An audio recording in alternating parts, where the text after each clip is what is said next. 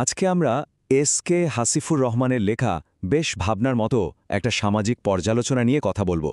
Digital যুগে আমাদের মূল্যবোধগুলো কিভাবে একটু একটু করে ক্ষয় হয়ে যাচ্ছে সেটাই তিনি তার লেখায় তুলে ধরেছেন। দেখুন, আলোচনাটা শুরুই হচ্ছে বেশ ধাক্কা দেওয়ার মতো একটা কথা দিয়ে। অশ্লীলতা is now the biggest source of income. এই একটা বাক্যই যেন পুরো আলোচনার সুরটা ঠিক করে দেয়। তো চলুন আরেকটু ভেঙে দেখা যাক ব্যাপারটা। এই কথাটা কিভাবে আজকের ডিজিটাল দুনিয়ার একটা কঠিন সত্যি সামনে নিয়ে আসছে সেটা একটু বোঝা যাক। এখানেই কিন্তু আসল সমস্যাটা লুকিয়ে আছে। সোশ্যাল মিডিয়া খুললেই দেখবেন লাগাম ছাড়া অশ্লীলতা। এর পেছনে কারণটা কি? খুব সহজ, দ্রুত টাকা কামানো।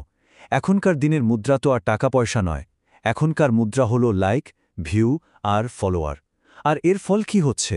আমাদের মূল্যবোধের যে একটা সূক্ষ্ম সীমারেখা ছিল সেটাও আস্তে আস্তে মুছে যাচ্ছে।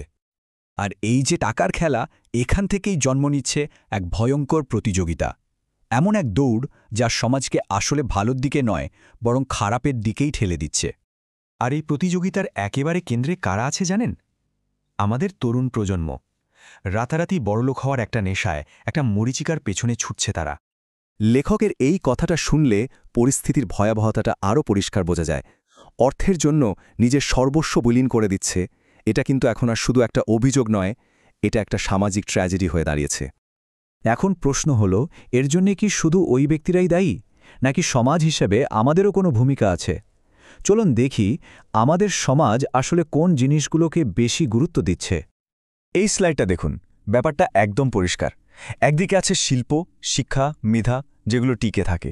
আর অন্যদিকে সস্তা জনপ্রিয়তা, যা আজ আছে কাল নেই। যখন একটা সমাজে দীর্ঘস্থায়ী গুণের চেয়ে এই ক্ষণিকের চাকচিক্য বেশি দাম পায়, তখন তো অবক্ষয় হবেই। তার মানে কি দাঁড়াচ্ছে?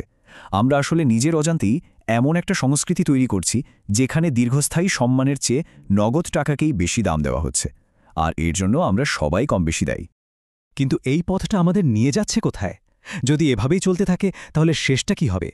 লেখকের বিশ্লেষণ কিন্তু বলছে আমরা একটা বড় সংকটের দিকেই এগোচ্ছি। লেখক এখানে একটা খুব জরুরি প্রশ্ন করছেন, এর শেষ কোথায়?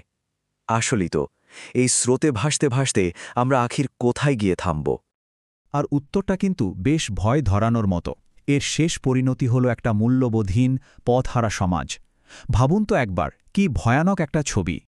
তবে শুধু সমস্যাটা বললেই তো হবে না, তাই না? লেখক কিন্তু সমাধানের কথাও বলেছেন।